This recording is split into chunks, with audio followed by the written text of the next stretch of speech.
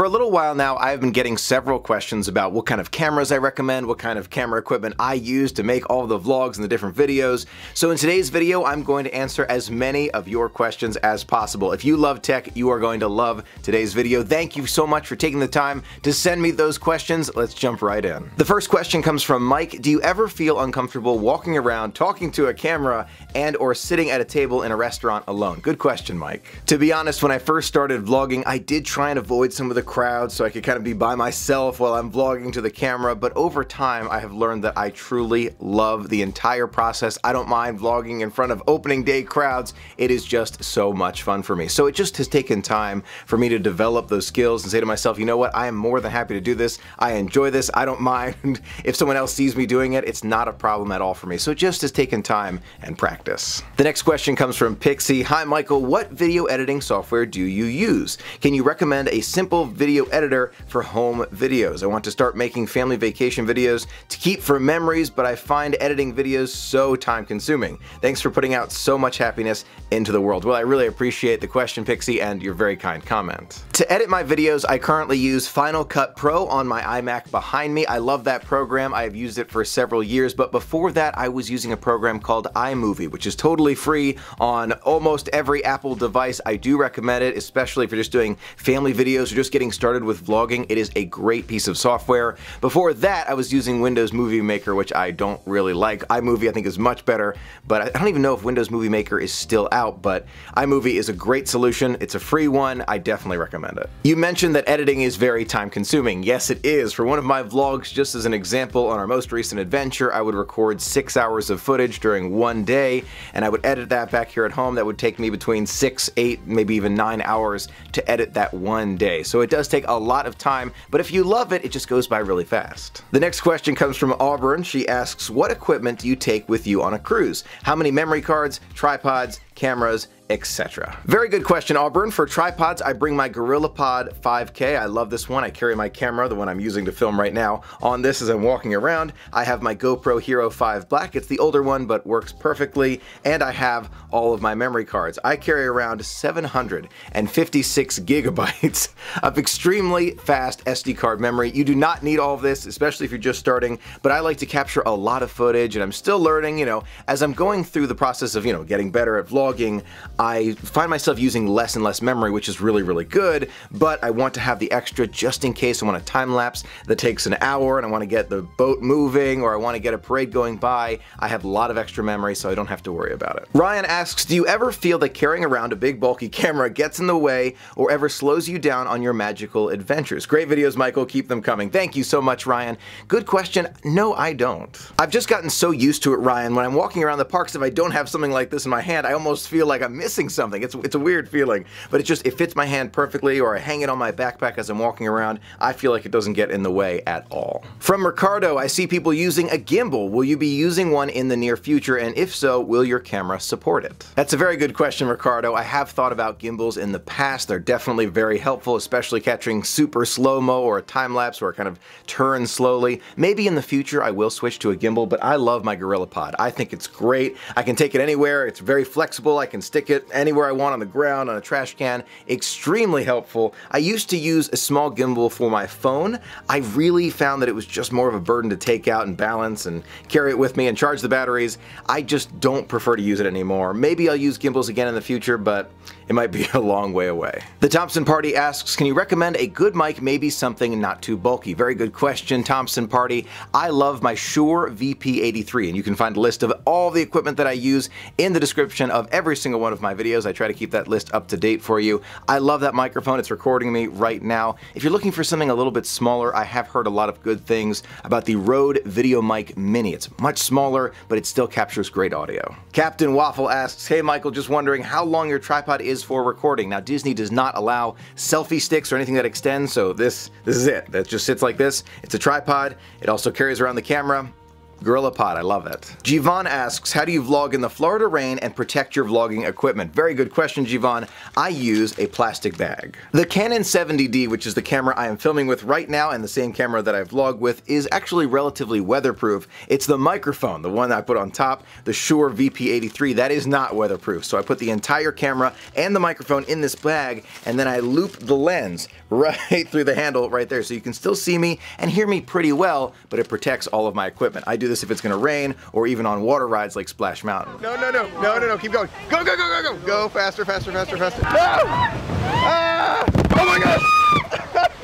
That entire clip, including the audio, was recorded with a plastic bag over the entire setup. It's really impressive how good the audio is, even though there's a plastic bag on it. Joel asks, I appreciate it when you photograph yourself on some of the wilder rides, Splash Mountain, Expedition Everest, etc. What precautions do you take to prevent the camera from flying out of your hand? That's an extremely good question, Joel. You can see it in several of the PhotoPass pictures when I'm meeting the characters. There is a strap hanging from my camera. What I do is I will stick my hand through the strap and tighten it so that when I'm on one of these wilder rides, the camera can't get away from me. Also, on Disney rides, you are not allowed to hold the camera or any camera above where you are. So like your head height, for example, as a safety zone. There's a special safety zone on these wilder rides. So on all of the experiences that we're going on together, the camera is never higher than my head. So maybe it's sitting right here as I'm looking down where I'm going, kind of a POV shot, or I'm turning it like this toward myself, but it's never up here. I can't hold my camera like that. That is not allowed. I know that. That's a Disney rule. Instead, it's right there, so it's not over my head, not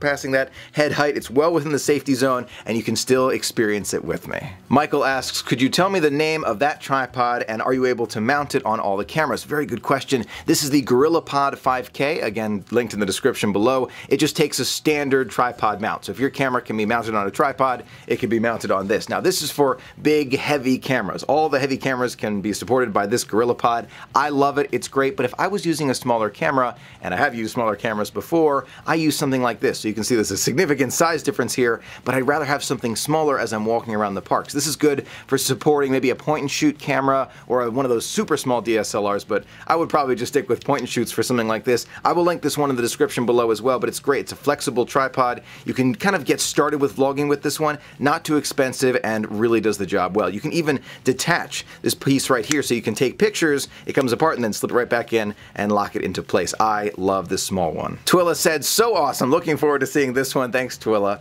How heavy is this to carry around? It's actually a very popular question that I get. I weighed everything, the GorillaPod, the camera, and the microphone together. It weighs 4.2 pounds. So I'm walking around with an extra 4.2 pounds every single day on our adventures, but I love it. From Kim, camera that would be best for a first timer, the best type of tripod and microphone for the camera. Thank you. Kim, really good question. There are a ton of great cameras out there. There are point and shoots, there are DSLRs, there are even cell phones with amazing cameras on the back, and I recommend the back camera, not the front camera. Usually the back camera is much, much better, so that's the one you definitely want to use. If you're thinking about a first-time point and shoot camera, I recommend the G7X Mark II. It's an all-around great camera. Comes from Canon with that great autofocus. It's not too heavy, and you can use a smaller tripod like this. I'm going to link all of that in the description below. Also the Rode VideoMic Mini or the Shure VP83. It's kind of a big one for that camera. Those are both really, really good microphones. But for the G7X, sometimes you can just put a little windscreen on the top and you can just use the built-in audio,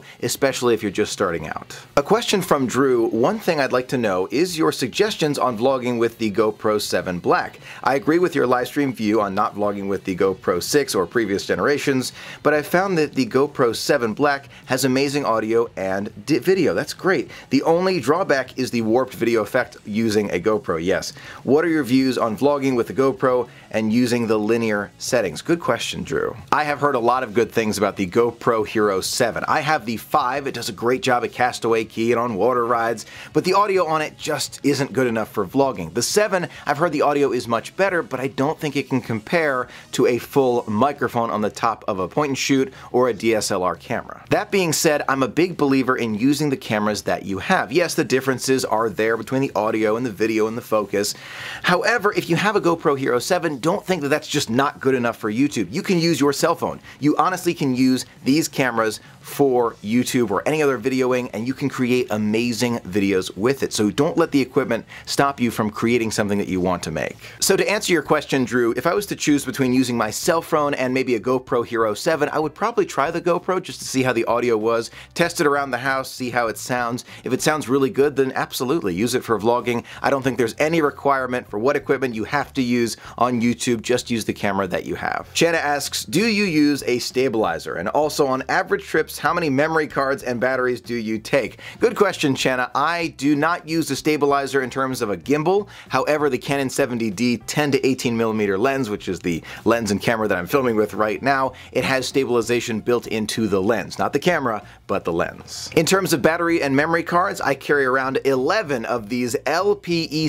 70D batteries. They last for a long period of time, but I still go through at least 9 or 10 every single day, simply because I'm walking around with the camera in standby mode. If I turn it off, it definitely saves the battery, but I leave it in standby mode so I can turn it around, click record, and on our way. That's just my style of doing it. You don't have to do it that way, but I have a lot of these batteries. In terms of memory cards, I carry around 756 gigs of high-speed memory. I carry them in 256 gigabyte segments, so just in case, hopefully never, but if a memory card should fail, I'll have the others with other days worth of footage, so it definitely works out. I do not use every single card every trip. I probably run through about 500 gigs of high-speed video every single trip. So it's not all of them, but I have backups just in case. From Kim, is it possible to take good pictures of fireworks and other night shots with your iPhone 8 Plus? If so, what settings would I change? Very good question, Kim. Taking pictures of the fireworks is always fun. I love the long exposure photos that I can get with my camera, but I've used my iPhone many times to take those pictures. One of the tricks that I will use is I'll use the rapid fire setting on the camera. So on the iPhone camera, you just go to the camera and you just start holding down that photo button. Just hold it down until you start hearing that, and then you'll be able to capture a lot of different images and pick the one you want. I've used that method many times and I've come out with some amazing shots. From Main Street Moments, we shoot night scenes and indoor rides using our iPhones. Better picture than our Canon camera. Any advice? Very good question. Shooting at night is extremely difficult. No doubt about it. It takes a lot of practice. I am still learning how to do it, really. But my lens, very, very slow lens, is 10 to 18mm. I love it because it's a very wide angle as I'm walking around, but it is 4.5. So my nighttime shots are extremely difficult. What I'll do is I'll look for light all around me, maybe from a light post or from a store, kind of some illumination in some way so that this camera can still capture me. I do carry around more than one lens, but this is the only one that I use to look at myself. 10 to 18, love that wide angle. It's still pretty slow. Now I know we're getting a little bit technical with the lenses here, but when I say slow lens, it just means steps of light. I have 4.5 as the widest that this lens can get, meaning that if it's very, very dark, it's going to be very difficult to capture anything. If you have a 1.8 lens, just as an example, that is several steps of light. It's all about photography. Several steps of light that you can recapture without getting that grain in the footage. Very, very technical, but the lower that number, the better it is in low light. Just kind of as a general rule of thumb. Sabra says, I stink at night light shots. Trust me, we all do it to some degree. It takes us so much time to learn how to do this. I have tried for 40 years. Help, Disney in a month. Goal is great shots at night. The best strategy that I've used, and I've used this lens, this slow lens to capture it, so there's no excuses now, is long exposure. I'll set the ISO to 100, again getting very technical here. ISO to 100, I'll set it on manual focus, I will focus it just right, and then I'll leave it open for maybe 20 seconds, 30 seconds, basically as long as this camera will allow me, and then I'll tone it down in Lightroom when I get back to the desk. So it really just comes down to that long exposure. I would get some kind of tripod so you can set it on the ground and capture long exposures. That's one of my favorite things to do at Disney when it comes to photography. At night, that's just the best strategy that I've found. Lawn War asks, how long did it take you to get used to looking at the camera as opposed to the screen? Oh, you mean instead of looking right there, I'm looking... I still mess that up. I do it all the time. Honestly, I do. You just have to get used to it. Intro video, no, I don't use one. Does your camera have any kind of stabilization to help compensate? Yes, in the lens. There is in-lens stabilization, not in body. How long does it take to get used to carrying the mini tripod? Good question. It takes a little while. I would call this a larger tripod, but it takes a little while to get used to it, but now it just feels so natural. Jared, how do you film the launch of Rock and Roller Coaster or Everest? Very good question. I hold on tight. It does take a lot of practice, but I also take every safety precaution to make sure that I do not injure myself or anyone else on the ride using that strap that I was talking about earlier. I wrap that around my wrist, so even if for any reason, and it's never happened before, but if for any reason I lose my grip, drop the camera, camera, something happens, the camera is not going to hit the person behind me, it's not going to hit me. Worst case scenario, the camera breaks and that's it. It's not going to fly off and hit anyone. It's going to be attached to me, and at the end of the ride, I'll just be able to take it off in pieces, but at least it will not hurt anyone. So all the safety precautions are there, and it's very important. Follow Disney's rules. Do not lift any cameras over your head. They have to stay below where your head level is. So you can hold it up right there. The microphone's up here when I'm doing this, or right in front of me, so the camera's right there, but not this. You cannot do this on a ride because it's just against the rules, and it would be a big safety issue. You don't want to do that. Keep it head level or lower on the rides. Alice in Wonderland, what kind of camera do you recommend for someone just starting out with photography? Very good question. I would recommend the Canon G7X Mark II or the Canon M50, depending on what you like best, whether it's a mirrorless camera or a point and shoot. Both of those are great. If you're thinking about maybe future cameras, like not right away, but in the future, I might wait for the Canon G7X Mark III. I love following all of what's coming soon with tech and cameras, and that one should be coming soon. Cross your fingers. We don't know when, but if you need one right away, G7X Mark II, M50, you can't go wrong. Will you ever switch to a smaller camera, mostly to help you save space? Great question. I have thought about it. The Canon M50 has been on my mind. The issue is I love photography, and the M50 is great for video. I mean, so good. The problem is the battery life is just not there, and for photography, it can do it. It can, but not as well as something like the 70D or other larger cameras like APS-C sensor or full-sized cameras. It's just not there for photography. I love it, looks great, want it, but the battery life, photography, I'm gonna stick with something like the 70D.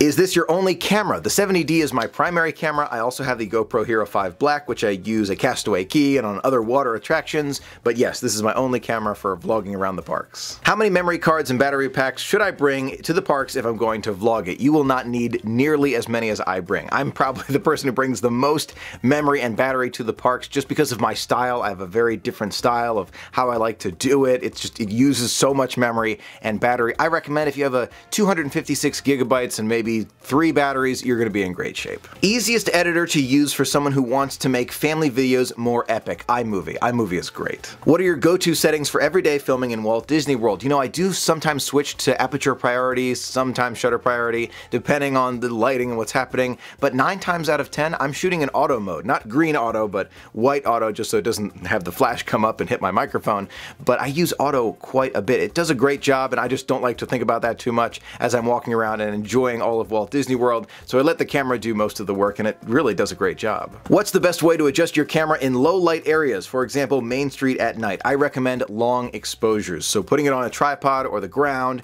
and leaving it open for 15, 20, 30 seconds depending on the speed of the lens. Do you ever get scared of dropping the camera while on a ride? Besides holding it extremely tightly, I have that wrist strap attached to me, so I don't really worry about it at all. I just hold on really tight. Do you use the same microphone in the vlogs that you do in the office? Yes, I do. That Shure VP83. It's actually not sitting on the camera. It's just out of frame right above me. It's right there. You can't see it, but it's right above me, so it gets a little bit closer. Hopefully it sounds good. Let me know. What lenses do you use, and do you plan on getting any new cameras? Good questions. I have the 10 to 18 millimeter lens, which is on the camera right now. I also have the 18 to 135 lens right there, which I use for the longer, much further away shots, and sometimes at night, depending on certain situations. Also, yes, I am thinking about future cameras. The 90D, I would love the update to this camera. I know the 80D exists, but I've had the 70D for so long, I'm just waiting for that 90D or maybe 7D Mark III. Something should be coming very, very soon, and then I will really consider getting a new camera, but the 70D does an amazing job. How did you learn photography, video editing, etc.? Very good question. You know, a lot of it's just trial and error, and also comes from informational videos and watching others and kind of getting ideas. You want to make sure you have your own voice, because if you just do exactly what someone else is doing, that's not going to work. It's not going to be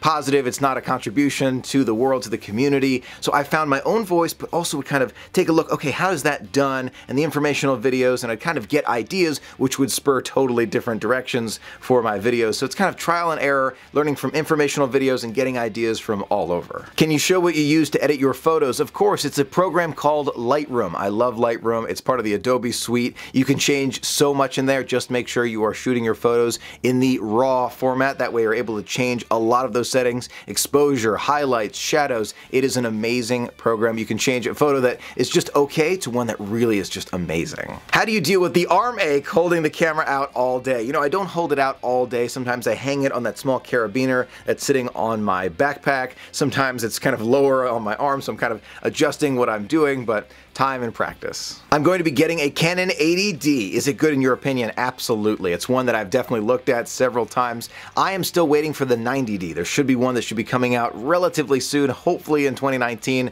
Cross your fingers for that, but if you need a camera right away, 80D is not going to let you down. What are your recommendations for someone who is new to vlogging? Very good question. Do what you truly enjoy. You have to love the whole process. From filming to vlogging to editing, you have to love it all. If you truly enjoy it, it's going to be the best experience ever. It truly is, but you have to love it. So make sure it's something that you truly enjoy. Start off with just your phone. Start off with your phone, record for a bit, see if you enjoy it. If you do, then I would upgrade to other equipment and continue to evolve that skill and tell your story in a different way. Best waterproof camera. I recommend the GoPros. They are very good. The 7 is a recent addition and does a great job with the stabilization. I have the GoPro Hero 5. I think it does a great job too. The audio is just not quite there. So if you're going for audio, then maybe look at something else. But for waterproofing, GoPro is definitely the direction you want to go in. Thank you so much for sending in your questions. I really appreciate it. I hope this video helped. In conclusion, make sure you're just using a camera that you have with you. Try it out. See if you like it with your phone. If you enjoy vlogging, if you enjoy taking videos, then continue, maybe get something else. I had a Nikon Coolpix small little camera for a while that I was trying out just to make sure that was something I was really enjoying, and then I upgraded to the Canon 70D, which I have used ever since. Eventually we'll do another upgrade, but I absolutely love this camera. Can't recommend it highly enough. Again, every single thing that I talked about, all the different GoPros and tripods and cameras and microphones, you can find it all listed in the description of this video and all of my other videos. As they continue to come out, I will continue to update that list. Thank you so much for being a part of the magic with me. Until next time, have a magical day.